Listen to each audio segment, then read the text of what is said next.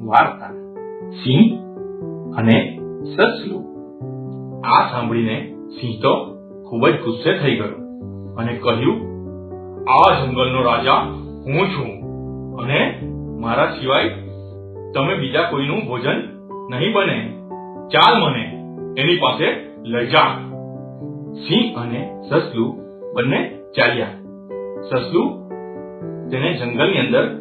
સસલું તેને કૂવાની નજીક લઈ ગયું અને કહ્યું, મહારાજ, આ પેલો કૂવો છે ને, એની અંદર જ સિંહ બેઠેલો છે.